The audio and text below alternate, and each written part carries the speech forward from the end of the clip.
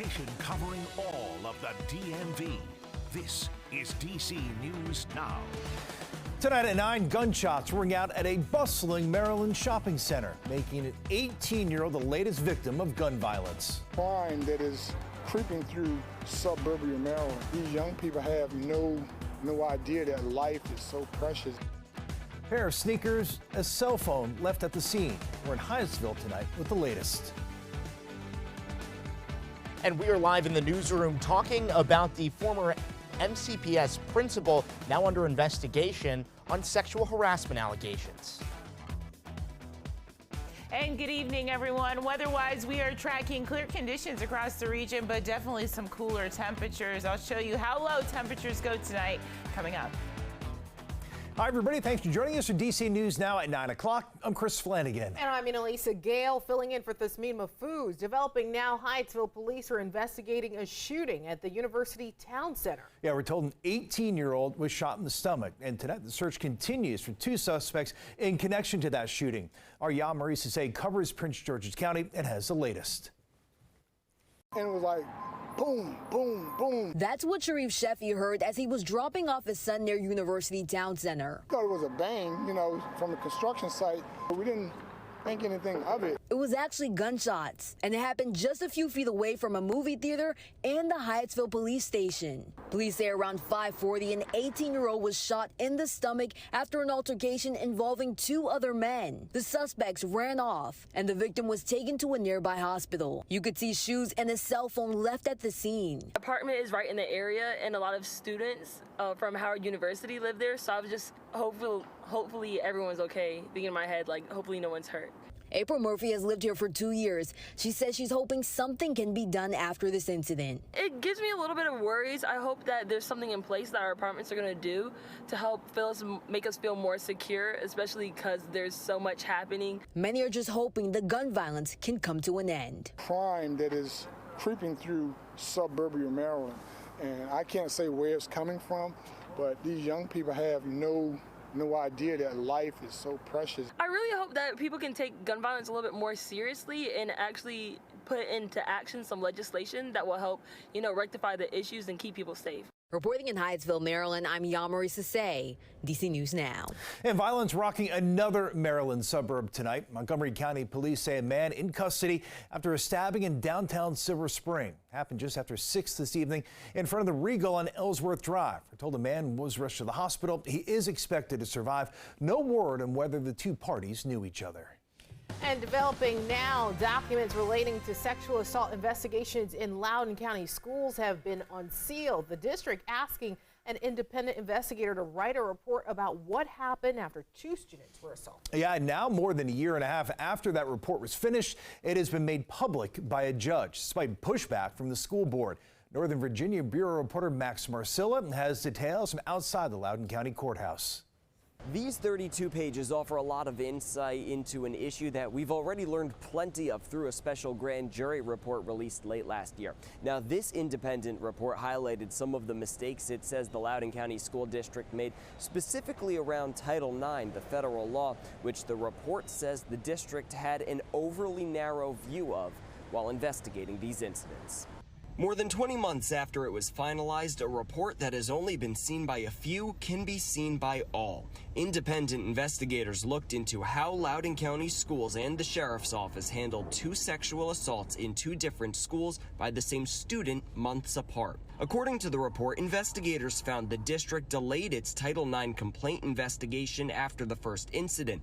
The report also says a threat assessment which was not done would have been beneficial before the perpetrator was transferred from one school to the next, though the report says it would not necessarily have prevented the second incident. The school's handling of these cases led to partisan fights, contentious school board meetings, and eventually the firing and indictment of the district superintendent, Scott Ziegler. And it was at Ziegler's motion hearing that a judge declared the report could be made public.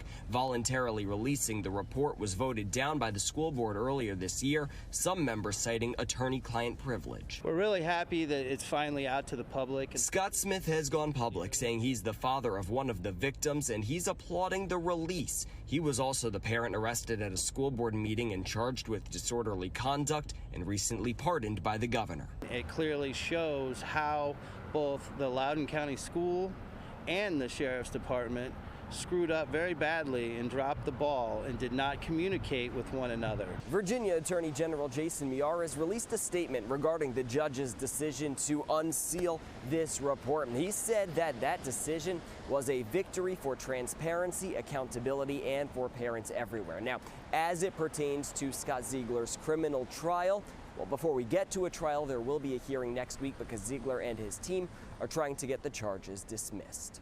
Reporting in Leesburg, Max Marcilla, DC News Now. And right now we're learning new details tonight about that investigation into a former Montgomery County principal accused of sexually harassing staff members. Yeah, that report released today focuses on Dr. Joel Beidelman's promotion as MCPS was investigating some of those claims. Our Daniel Hamburg joining us live tonight in our newsroom to break down the highlights. And Daniel, the school board is now weighing in tonight. Yeah, Chris and Annalisa, School Board President Carla Sylvester said that third-party investigators found significant and troubling failures by senior management in MCPS, and now parents are livid about it. People are just really angry and upset, justifiably so.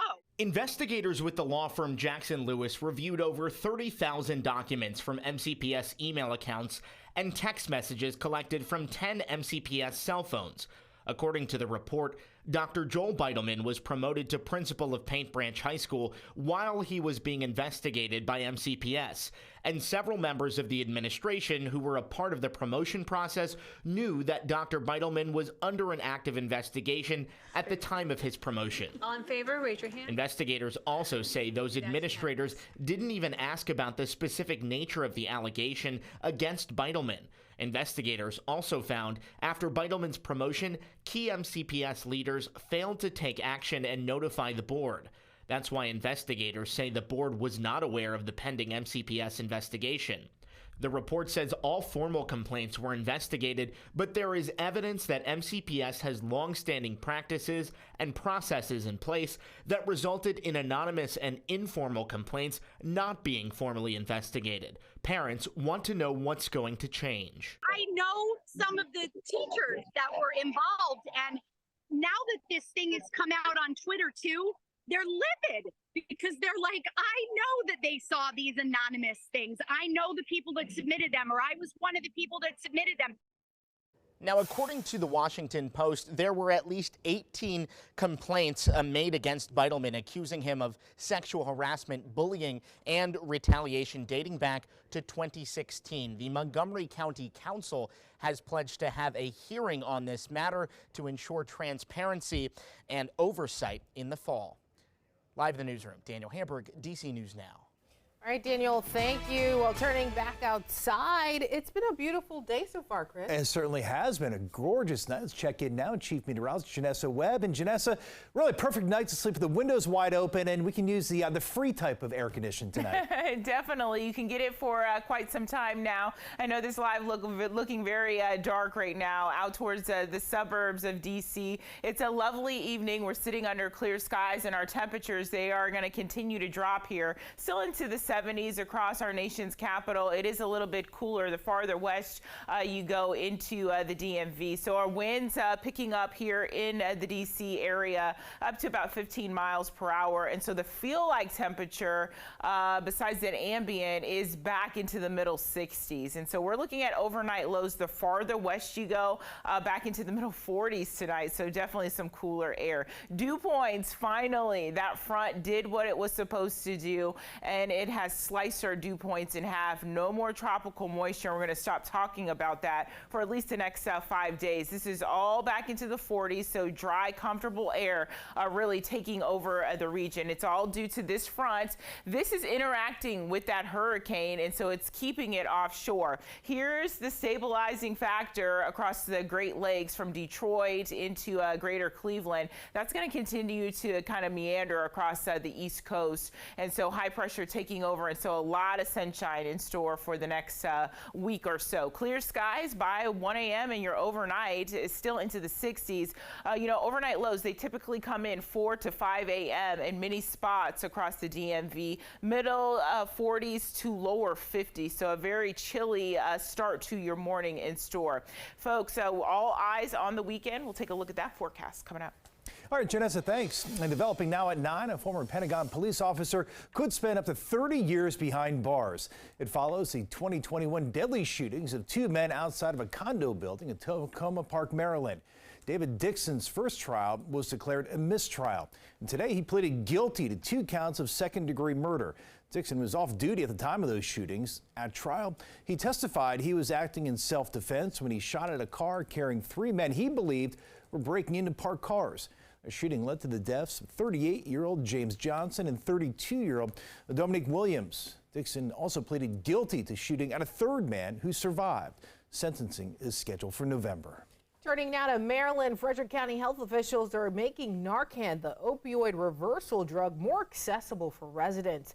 On Appalachian Save a Life Day, officials providing free overdose response training and life-saving resources that will help those with substance use disorders. Our Michaela Newton covers Frederick County. She has a recap.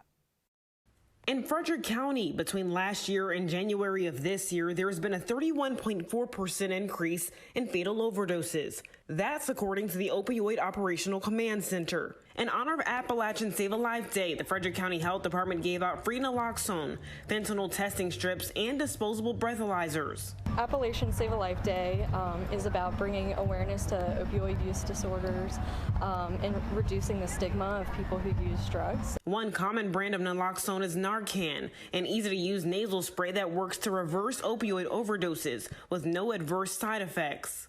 CDC data shows that half of the 10 states with the worst overdose rates are a part of the Appalachia, while Appalachian states lost 40,560 loved ones in 2021, representing 38% of the nation's fatalities that year. You'll want to look for signs and symptoms of an opioid overdose. So that person may be unresponsive, they may be turning pale, maybe their fingertips are turning blue. Something we really like to look for is the loud snoring and gurgling sounds, just because that symptom gets overlooked a lot. We've seen that in some overdoses in our community. The next step, if you're not able to get their attention by shaking them or calling their name, you'll want to do the sternum rub, which is when you make a fist with your hands. You rub your knuckles into the chest, stimulating a little bit of pain just to try to get a response out of them. I spoke with some people off camera who told me they can't afford Narcan. According to GoodRx, Narcan can cost up to about $130. The county also received $2 million in grant funding to help Frederick County combat the opioid epidemic. The grants will be used to expand and operate the Community Outreach and Support Team, an initiative launched to provide enhanced access to substance use treatment and recovery resources. Reporting in Frederick, Maryland, Michaela Newton, DC News Now.